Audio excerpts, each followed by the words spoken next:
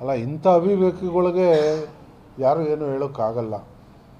ವಿರೋಧ ಪಕ್ಷದ ನಾಯಕ ನಾನು 5 ಬಾರಿ ಮಂತ್ರಿ 7 ಬಾರಿ ಗೆದ್ದಿದ್ದೀನಿ ಅಂತಾರೆ. ಒಂದು ನೋಟಿಫಿಕೇಷನ್ನ ಬದಲಾವಣೆ ಮಾಡೋದು ಅಷ್ಟು ಸುಲಭದ ಕೆಲಸ ಅಲ್ಲ. ನನಗೆ ಅವರಷ್ಟು ಅನುಭವ ಇಲ್ಲದೇ ಇರ್ಬೋದು, ಆದರೆ ನನ್ನ ಪ್ರಕ್ರಿಯೆಗಳನ್ನ ನಾನು ಖುದ್ದಾಗಿ ಹೋಗಿ ಕೆಲವೆಲ್ಲ ಗಮನಿಸ್ತೀನಿ. ಭಾಳಷ್ಟು ಜನ ಲೆಟ್ರ್ ಕೊಟ್ಬಿಟ್ಟು ಫೋನಲ್ಲಿ ಹೇಳ್ಬಿಟ್ಟು PAಗಳು ಕಳಿಸಿ ಫಾಲೋಅಪ್ ಮಾಡ್ತಾನೆ. ನಾನು ಪ್ರತಿಯೊಂದು ಕೆಲಸಕ್ಕೂ ನಾನು ಖುದ್ದಾಗಿ ಸೆಕ್ರೆಟ್ರಿ ಇರಲಿ, ಅವ್ರ MD ಇರಲಿ, ಆ ಸಂಬಂಧಪಟ್ಟ ಯಾವುದೇ ಅಧಿಕಾರಿಗಳಿದ್ದರೆ, ಡೈರೆಕ್ಟರ್ಸ್ ಇದ್ದರೆ ನಾನು ಖುದ್ದಾಗಿ ಹೋಗಿ ಚರ್ಚೆ ಮಾಡ್ತೀನಿ.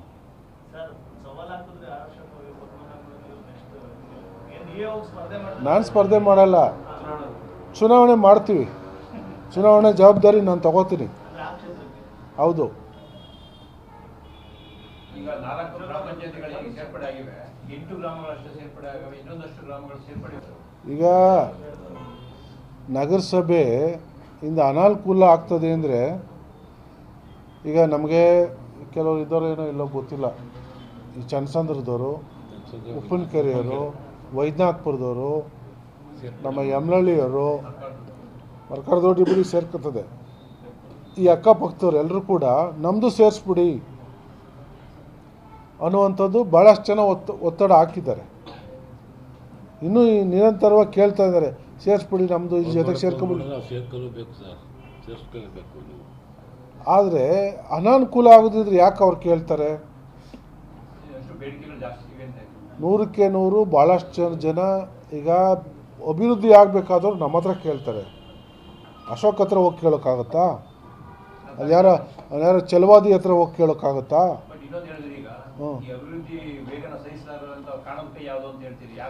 ವಿರೋಧ ಪಕ್ಷದವ್ರು ಇದ್ದೇ ಇರ್ತಾರಲ್ಲ, ಅದೇನು ಹೇಳುವಂಥದ್ದು ಏನಿದೆ?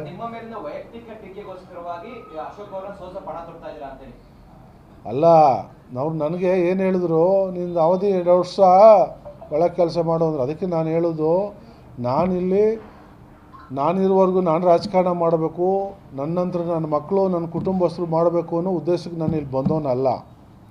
ನಾನೇನೋ ಒಂದು ಕರೋನಾ ಟೈಮಲ್ಲಿ ಒಂದಿಷ್ಟು ತಾಲೂಕಿಗೆ ಒಂದಷ್ಟು ಅನುಕೂಲ ಮಾಡಬೇಕು, ಅವೇರ್ನೆಸ್ ಮಾಡಬೇಕು, ಬಡವ್ರಿಗೆ ಸಹಾಯ ಮಾಡಬೇಕು ಅಂತ ಬಂದಿದ್ದು. ಕ್ರಮೇಣ ಜನರ ಜೊತೆ ಒಡನಾಟ ಜಾಸ್ತಿಯಾಗಿ ಚುನಾವಣೆಗೆ ನಿಲ್ಲುವಂಥ ಪರಿಸ್ಥಿತಿ ಬಂತು. ಜನರು ನನ್ನ ಮೇಲೆ ವಿಶ್ವಾಸ ಇಟ್ಟು ಆಯ್ಕೆ ಮಾಡಿದ್ದಾರೆ. ಆ ವಿಶ್ವಾಸಕ್ಕೋಸ್ಕರ ನಾನು ಅಟ್ಲೀಸ್ಟ್ ಇಲ್ಲಿ ಒಂದು ಇತಿಹಾಸ ನಿರ್ಮಾಣ ಆಗಬೇಕು.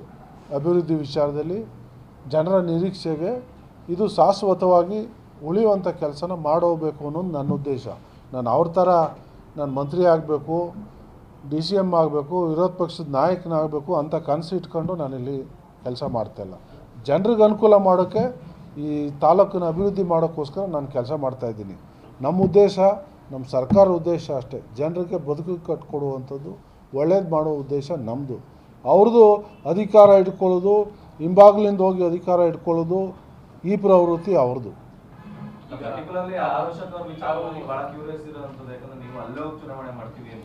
ಮಾಡ್ತೀನಿ, 100% ಮಾಡ್ತೀನಿ. ಸವಾಲೇ ಅಂದ್ಕೊಳ್ಳಿ, ಸವಾಲೇ ಇದು.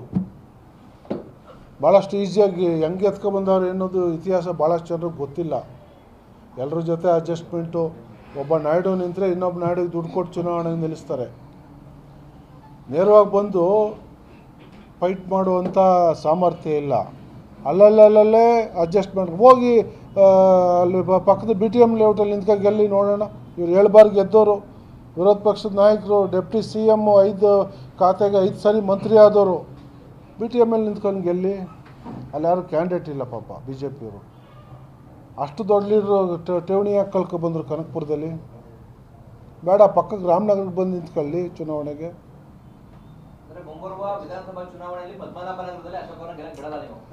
ನೋಡೋಣ, ಶಕ್ತಿ ಪಾಪ ಭಾಳ ಮಾತಾಡ್ತಾರಲ್ಲ, ಅವ್ರ ಶಕ್ತಿ ಪರೀಕ್ಷೆ ಮಾಡೋಣ.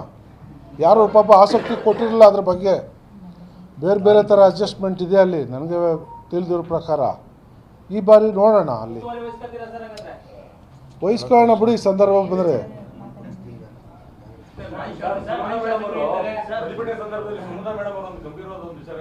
ಹೇಳಿ.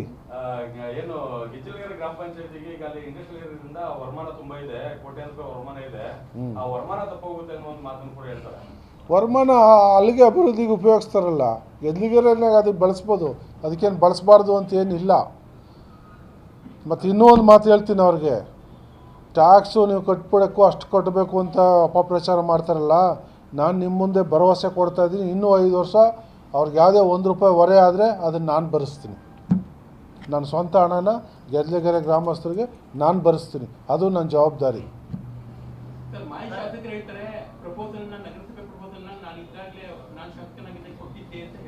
ಹಾಂ, ಯಾಕೆ ಮಾಡಲಿಲ್ಲ? ಅವ್ರು 2 ವರ್ಷ ಇರಲಿಲ್ಲಲ್ಲ, 4 ಬಾರಿನಾ ಇಲ್ಲಿ 3 ಬಾರಿನಾ? 3 ಬಾರಿ, 3 ಅವಧಿಗೆ ಮಾಡೋಕ್ಕಾಗಿಲ್ವಾ ನಗರಸಭೆನ? 2 ಬಾರಿ ಅವರ ಪಕ್ಷದವರು ಪಟ್ಟಣ ಪಂಚಾಯತಿ ಮಾಡ್ತೀನಿ, ಇದು ನಗರಸಭೆ ಮಾಡ್ತೀನಿ, ಅವರೇ ಅನೌನ್ಸ್ ಮಾಡಿದ್ರು. ಅವಾಗ ಇವು ಪ್ರತಿಭಟನೆ ಇಲ್ಲ. ಅಲ್ಲ, ಮಾಡಿದ್ರು, ಮಾಡಲಿಲ್ವಲ್ಲ, ಅವ್ರ ಕೈಲಿ ಮಾಡೋಕ್ಕಾಗಿಲ್ವಲ್ಲ, ಅದು ಒಪ್ಕೋತಾ ಇಲ್ಲ ಸೋಲು, ನಮ್ಮ ಕೈಲಿ ಮಾಡೋಕ್ಕಾಗಿಲ್ಲ ಅಂತ. ಇದನ್ನು ಟ್ವಿಸ್ಟ್ ಮಾಡಿ ಹೇಳ್ತಾರೆ ಈಗ, ಮುಖ್ಯಮಂತ್ರಿ ಜನರಿಗೋಸ್ಕರ ಬಿಟ್ಟೆ, ಇನ್ನೊಂದು ಬಿಟ್ಟೆ, ನಾನು 90% ಕೆಲಸ ಮಾಡಿದೆ ಅಂತಾರಲ್ವಾ. 90% ಕೆಲಸ ಮಾಡಿದರೆ ನೀವೆಲ್ಲ ಹಳ್ಳಿಗೆ ಬರ್ತೀರಾ, ಪ್ರತಿ ಸಲ ಗುದ್ಲಿ ಪೂಜೆಲಿ ನೀವೆಲ್ಲ ಭಾಗವಹಿಸ್ತೀರಾ. ಹಳ್ಳಿಗಳ ಪರಿಸ್ಥಿತಿ ನೋಡಿದ್ದೀರಾ, ರಸ್ತೆಗಳು ನೋಡಿದ್ದೀರಾ ಹೆಂಗಿವೆ ಅಂತ. ನಾವೆಲ್ಲ ಸ್ವಲ್ಪ ನೋಟ್ ಮಾಡ್ಕೊಳ್ಳಿ ಅಂತೂ ನಿಮಗೆ 2-3 ಸರಿ ನಾನು ನೆನಪಿಸ್ದೆ ಹೆಂಗಿದೆ ರಸ್ತೆಗಳನ್ನ, ರಸ್ತೆ ಊರು ಥರ ಇದೆಯಾ ಇದು ಇಲ್ವಾ ಅಂತ ನೀವು ಸ್ವಲ್ಪ ಗಮನಿಸ್ಕೊಳ್ಳಿ ಅಂತ ನಾನು ಕೆಲವನ್ನೆಲ್ಲ ಹೇಳಿದ್ದೀನಿ. 90% ಕೆಲಸ ಮಾಡಿದರೆ ಈ ಪರಿಸ್ಥಿತಿ ಯಾಕೆ ಇರ್ತಿತ್ತು ಇಲ್ಲಿ? ಜನ ಬೆಳಗ್ಗೆ ಇದ್ದರೆ 200-300 ಜನ ನಾವು ಪಬ್ಲಿಕ್ಸ್ ಅಟೆಂಡ್ ಮಾಡ್ತೀವಿ. ಪ್ರತಿಯೊಬ್ಬರು ದಿನನಿತ್ಯ ಬರ್ತಾರೆ, ನಮ್ಗೆ ಇದೊಂದು ಬ್ಯಾಲೆನ್ಸ್ ಆಗ್ಬಿಟ್ಟಿದೆ, ಈ ಬ್ಯಾಲೆನ್ಸ್ ನಾಳೆ ಬ್ಯಾಲೆನ್ಸ್ ಆಗ್ಬಿಟ್ಟಿದೆ, ಈ ರಸ್ತೆ ಬ್ಯಾಲೆನ್ಸ್ ಆಗ್ಬಿಟ್ಟಿದೆ, ಡ್ರೈನ್ ಇಲ್ಲ, ಕುಡಿಯೋ ನೀರಿಲ್ಲ ಅನ್ನುವಂಥದ್ದು ಹೇಳ್ತಾರೆ. ನಾನು ಹೇಳ್ತಾ ಇಲ್ಲ, ಜನರು ಹೇಳೋದು. ಅಷ್ಟು ಕೆಲಸ ಆಗಿದ್ರೆ ಯಾಕೆ ಈ ಪರಿಸ್ಥಿತಿ ಇರ್ತಾಯಿತ್ತು ಮೊದಲು?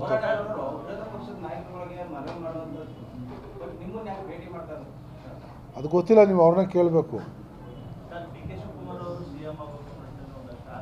ನೋಡಿದ್ರಲ್ಲ ವೀಕ್ಷಕರೇ, ಇದೇ ರೀತಿಯ ಇನ್ನಷ್ಟು ಹೊಸ ವಿಡಿಯೋಗಳಿಗಾಗಿ ನಮ್ಮ ಸಪ್ತಶ್ವ ಟಿವಿ ಕನ್ನಡ ಚಾನೆಲ್ನ ಸಬ್ಸ್ಕ್ರೈಬ್ ಮಾಡಿ, ಲೈಕ್ ಮಾಡಿ, ಶೇರ್ ಮಾಡಿ. ಧನ್ಯವಾದಗಳು.